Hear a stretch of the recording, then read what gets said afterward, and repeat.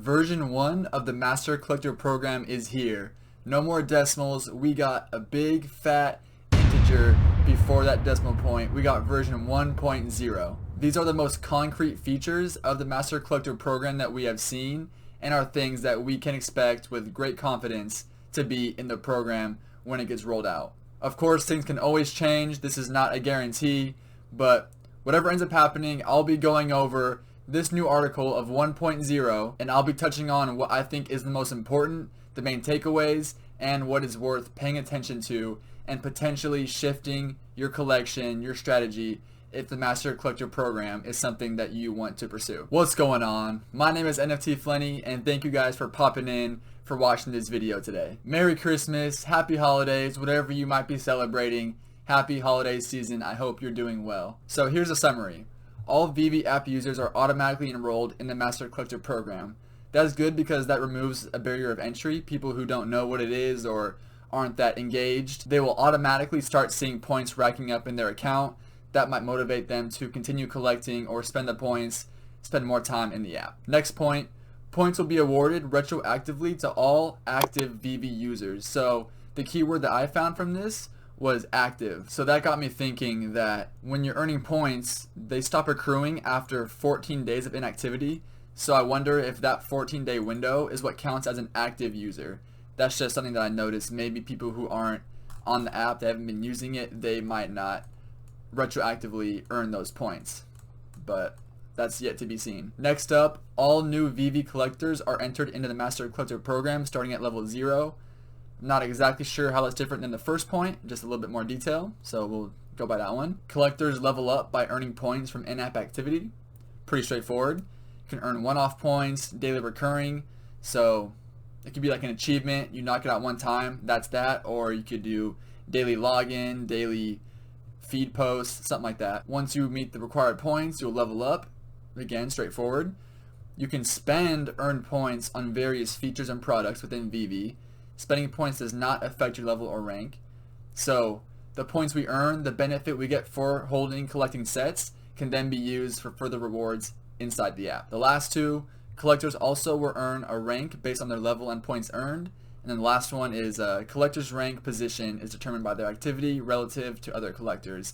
And we'll talk a little bit more about this as we go through the article. So that was a summary. Hopefully that wasn't too boring. Now we'll get into the analysis, the insight, and my thoughts. Thing that I noticed, number one, is that they are really rewarding people who collect the variety as opposed to stocking up on collectibles. But for someone like myself, who back in the day, I was collecting one of everything, just get what I can from the drop, try to finish the set if I can, then I'll be racking up a good amount of points through this because I'll have 1 point, I don't have many duplicates, so I won't be really hit with those diminishing rewards. Everything that I buy will get the full bonus, that full 1 point bonus at least. And here we see something similar where if you hold a set that has more collectibles in it, you get more bonus points for it. But again, you get diminishing rewards for duplicates of that set that you hold. So things like hoverboards, Cryptkins, those do well from a Master Collector standpoint. But as far as actual profit, scarcity, popularity, rarity, they're not as sought after and they may not be as profitable. But that is something that I think is cool about this program and about the Veve app, is that they can work in value for certain collectibles through a function such as this program. Or if they give a certain collectible an animation, like we saw Ripmo get animated randomly and it became the first animated collectible on Veve, his price shot up. So things that they can do within the app, within the functions, they can create value for collectibles that might not otherwise have them. And things like this are a perfect example. Here we see the daily points for comics, and this got a big revision from the earlier renditions of this article. And secret rares now are worth a lot more for holding. And something that I noticed and I wanted to give you guys a heads up about was that down here you get a low mint bonus for comics. So you get a plus 50% point earn bonus if you hold the 5% lowest mint comic available to the public. So I was thinking that this bonus does pretty much nothing for comics. 50% of 0.25 is 0.125. So that bonus is so marginal. But if you have the lowest 5% of a secret rare, then you're getting an extra 3 points for a total of 9. So in case low mint secret rares weren't already valuable enough, now this gives them even more reason to be valuable because they are valuable from a profit standpoint, and they're also valuable from a master collector points standpoint. So as we earn our points through this in-app activity that we can spend on rewards and such, there is a shelf life of 6 months, and they need to be spent within that 6 months of earning them. I think this is a great idea because it will incentivize people to keep the market moving, keep their points being spent. Knowing the type of person that I am, I've always been very frugal and don't want to let go of what I have, especially money. So I know that I'd probably be the guy who never spends his points if I didn't have to. I mean, I'm the type of guy in video games that I never use my consumables because I feel like there's always going to be a time where I need it more, so I'm going to save it for that time. Even if it's the final boss level, I still will not use my consumables. And then something else that really caught my eye and really got my imagination going was this right here. Earned points may change during certain periods. Example given, double point bonus days. So imagine what a double point, double XP day would look like. The market that day, the app would be crazy. There'd be tons of people on there, way more than the average daily, and it would be a frenzy trying to get points. I'm sure we would make it into some kind of like Veve holiday, some kind of Veve celebration where we all gather on the app and have some fun earning our points. But this is just another example of all the different directions that they could take this program, and other programs for that matter, to make this app more fun to be on, more reasons to stay on the app, more reasons to spend money, more reasons to trade the collectibles, and make it a robust ecosystem with tons of rewards, perks, incentives, beyond just profit and collecting and investing. The next section, the next main part, is levels, ranks, and badges. And so how I understand it, how I think of it, is levels is more of like a display to show how experienced you are, how much you collect, and I see the ranks as the competitive, more on the line type of leveling ranking system. So some of the perks from these levels are pretty much just cosmetic, such as milestone 3D level badges, expanded profile, but it also comes with other useful and exclusive rewards, such as premium market listings, expanded AR features, drop raffle access, exclusive content. That's what I'm looking for. And just a little side note, the level-based chat rooms I think are pretty cool and will add more of the community aspect. What I've noticed, a big part of an NFT project is the community. So now we're moving from the levels to the ranks. And so these change in relation to other collectors. I think this will get really competitive. It'll be really fun. I could see some titans, some giants battling it out and just being well known in the community for being hard to beat or for growing so quickly or whatever it might be. Some people are going to be known for their master collector ranking, and taking them down will be some achievement. I could see something like that happening. Here we go. We are on to one of my favorite parts of the Master Collector program, and that is the drop raffle. Now I am so happy that they changed this from a drop lottery to a drop raffle. Before, how they had it at the 0.1 or 0.01 whatever article that first came out, it was a drop lottery where you had to bid the highest to win. So if you were a small fish and you never had enough to be the highest, you pretty much would have no chance, no incentive to try for the drop lottery. But now that it's a raffle, this is something that I've been wishing for since I first saw it. And I'm so happy that they changed it because this gives every person a chance, a fighting chance to win the raffle. Even if you can only toss in 10 points, you probably won't win, but you at least have a chance. And that is what people need. People just need to hang on to that hope. That's why we all go for the drops, because there's just that little bit of hope that we will get it, and we'll get that secret rare, that ultra rare, whatever we want. And so through this drop raffle, people will be able to use their points that they have been accruing through the program and give themselves a better chance to lock in a collectible.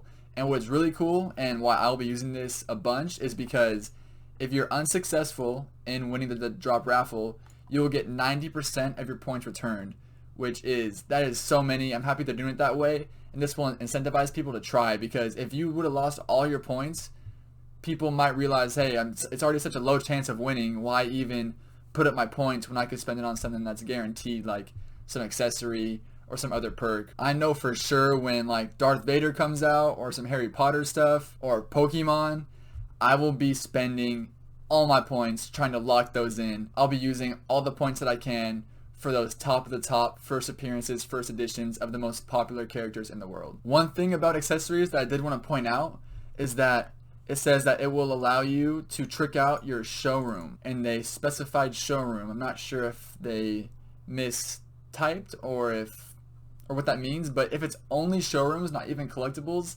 that could have a whole different meaning to what accessories are. and what we can expect from accessories. So I could be reading too much into this, but this kind of caught my attention and I'm not so sure how I feel about it. But I've never felt the best about accessories in general, so I'm not worried too much about it. Just something to think about. And if you guys know the answer to this, might be a good question to ask in an AMA or something like that. But yeah, let me know what you guys think. Here is the other thing that I was really excited to talk about, and that is the Master Collector Program Pro. So we're getting extreme. We are taking our collecting to the next level. We get exclusive features to grow our collection and access additional pro-only features. This is exactly what I wanted from this program, was exclusive features to continue to grow, compound the rewards. But here's what we get from being in the Master Collector Program Pro. The first feature, I think this is huge. I'm all about the little things adding up, and that is a small percentage bonus on all points earned. And right here, all points earned. That is so many points, especially if you have a big collection, if you have a lot of sets.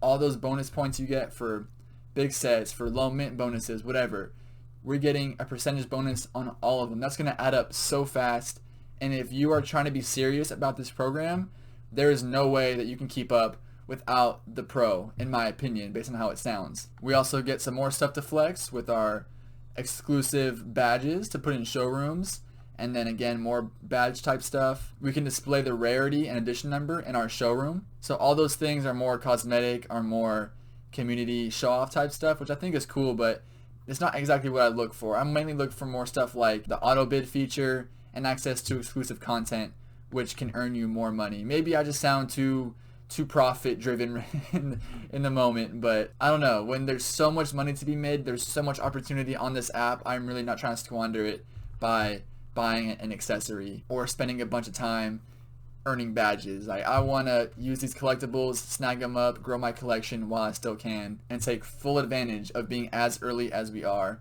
And that's a good time to remind you that, let me get serious. If you are here right now, even if you haven't downloaded the app, if you are watching this and you are even remotely aware of Veve and just NFTs in general, you are ahead of 99.9% of the population. So don't think that because you weren't around when Todd was at 300, or you didn't get Todd for retail value, or you missed Spider-Man, whatever. There are still so many opportunities. I mean, we saw a first edition Mickey Mouse collection drop this week. I mean, there are still every day, every week, we are seeing blue chips come out, and we are seeing NFTs that will be popular forever, that just by their status of the popularity, the character, the scarcity, they will likely always have some type of value. So just want to throw that announcement out there. If you are watching this right now, if you are here, you are incredibly early. Like, we cannot even fathom how early we are. All right, let's get back focused again. Okay, what was I talking about? Yep, okay, auto bid features. I think that would be pretty cool. I don't bid all that much, but I actually got a bid for a sub 1000 secret rare Deadpool for below the floor by doing a bid. And the only reason I was even looking at bids was because I watched Andy Ellis's recent video about tips for trading. So shout out to Andy, great guy in the community. Thank you for helping me get a secret rare Deadpool for below the floor. Sub 1000 to go along with it. The next feature listed is access to exclusive content. And I've mentioned it so many times I don't want to keep repeating myself, but this is huge. This was what's going to help us compound our collection to either flip, keep, sell, whatever. Burn collectibles for points. I've seen a lot of people talk about this, and I'm not sure how I feel about it, and no one's really sure how they feel about it. I think everyone kind of thinks it's not going to be worth it, or I don't see how points could be more valuable than a collectible. You'd have to get a lot of points for burning it. I have heard some people say that, if someone's hanging on to 10 Donnies or something like that, and they burn like 9 of them, that would significantly decrease the circulating supply and would be taken out forever. And I've also heard people talk about, what if people they'd be kind of like malicious, or they're known for burning certain mints, like they burn really iconic mint numbers like a 1985 DeLorean or something like that, and just have it gone forever. That would be super interesting, and I wonder how burning collectibles is all going to play in together, and how useful it's going to be, and how it will shift the dynamic, shift the landscape. Free drop raffle tickets. I am all about this because I've made it very clear how excited I am and how much I plan to use the drop raffle. So earning even more, having an even better chance to get a blue chip, man, I am all for it. And then here's another big one, renting collectibles.